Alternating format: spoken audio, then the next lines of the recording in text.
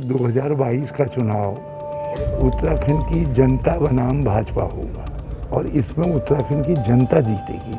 कांग्रेस तो माध्यम है, जो लड़ाई लड़ेगी वो कवायद करती है, वार्म अप एक्सरसाइज करती है। जिस समय चुनाव आएगा सब एक साथ खड़े होंगे। उत्तराखंड की राजनीति में कांग्रेस की एक अहम भूमिका है, लेकिन साल 2017 में विधानसभा चुनाव के बाद कांग्रेस की स्थिति डामाडोल होती नजर आई। भविष्य की अगर हम बात करें तो राजगठन के बाद से क्या कुछ कांग्रेस की प्रदेश में स्थिति रही है, देखिए इस रिपोर्ट में। उत्तराखंड की राजनीति अन्य राज्यों के मुकाबले काफी भिन्न है। साल 2000 में उत्तर प्रदेश से पृथक होकर एक अलग पहाड़ी राज्य बने उत्तराखंड में अभी तक 4 विधानसभा चुनाव संपन्न हो चुके हैं। हालांकि इन चारों विधानसभा चुनावों में जनता ने कांग्रेस और बीजेपी को बारी बारी से सत्ता पर काबिज होने का मौका दिया। मुख्य रूप से यही दोनों पार्टियां राज्य गठन के बाद से राज्य की दिशा और दशा तय करती रही हैं। लेकिन इन दिनों देश के तमाम राज्यों से कांग्रेस चुनाव हार रही है, तो वहीं उत्तराखंड में भी कांग्रेस की स्थिति कुछ खास ठीक नहीं है।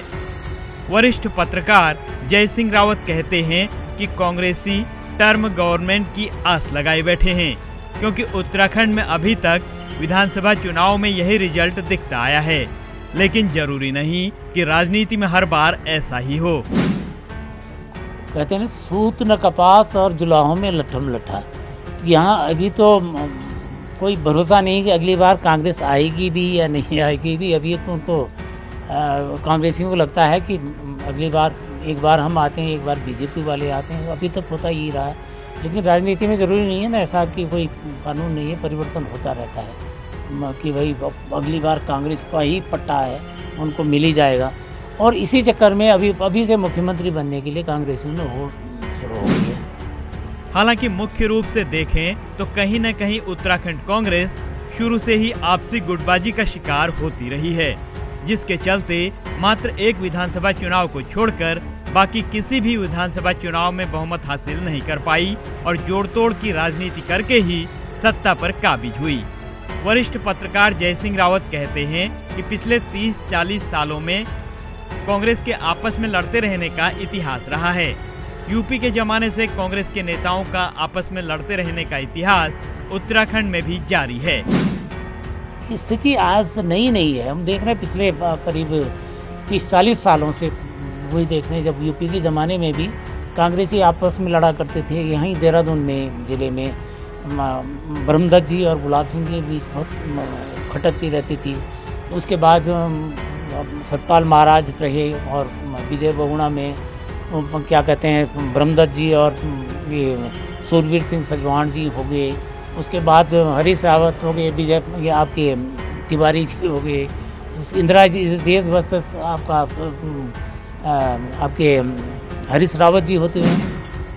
आपस में लड़ने वाले एक गुटों में से एक शक्तिशाली गुट के मुखिया और उत्तराखंड कांग्रेस के सबसे बड़े और राष्ट्रीय स्तर के नेता हरीश रावत पार्टी के नेताओं की आपसी लड़ाई को हंसी में टाल देते हैं। उनका कहना है कि जैसे सेना अपने बैरक में वार्म अप करती है, उसी तरह उनकी पार्टी के नेताओं की कथित लड़ाई भी 2022 के विधानसभा चुनाव रूपी युद्ध के लिए वार्म अप है।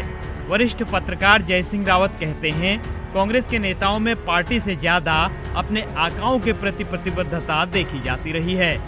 हरीश रावत की सरकार में विधानसभा अध्यक्ष रहे गोविंद सिंह कुंजवाल की पार्टी से ज्यादा प्रतिबद्धता हरीश रावत से थी। फौज है वो अपनी बैरक में जो है कवायद करती रहती है।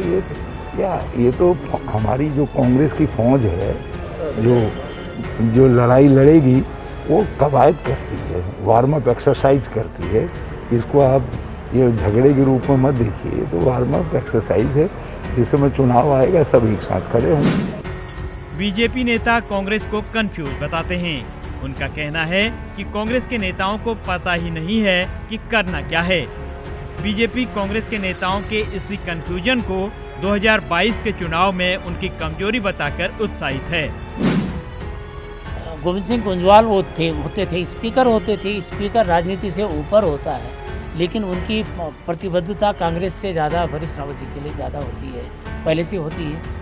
स्पीकर होते हुए भी वो अपने ही मुख्यमंत्री के खिलाफ बयानबाजियां करते रहते थे। जब इसकी आई थी आपका केदारनाथ बाढ़ आई थी, तो कांग्रेस में पहली बार ऐसा हो रहा हो तो ऐसा नहीं है, वो कांग्रेस ये चलता रहता है।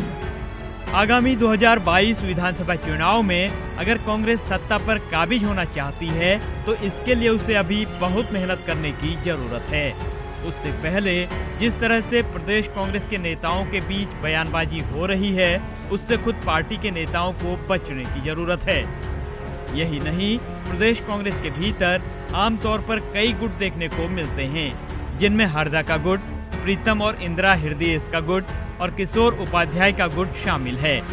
कांग्रेस को चाहिए कि सभी नेताओं के साथ बैठकर पार्टी को मजबूती से आगे ले जाएं, ताकि 2022 के चुनाव में दमखम से लड़ा जा सके। तो राज्य गठन के बाद से ही लगातार कांग्रेसी नेताओं के बीच में झड़प अमूमन तौर पर देखी गई और यह झड़प न सिर्फ पार्टी कार्यालय तक सीमित रही बल्कि सार्वजनिक तौर पर आम जनता के बीच भी गई। यही वजह रहा कि दिन प्रतिदिन जिस तरह से लगातार कांग्रेस का जो जनाधार था वह खत्म होता चला गया। ऐसे में अब कांग्रेस को चाहिए कि मुख्य रूप से अपनी जो गुटबाजी है या फिर कह सकते हैं नेताओं के बीच में जो आपसी प्रतिद्वंदी है उसको समाप्त कर आगे बढ़े, ताकि आगामी 2022 विधानसभा चुनाव में एक अच्छी परचम लहरा सके अपना। कैमरा विश्वसनीय के साथ रोहित सोनी, ईटीवी भारत, देहरादून।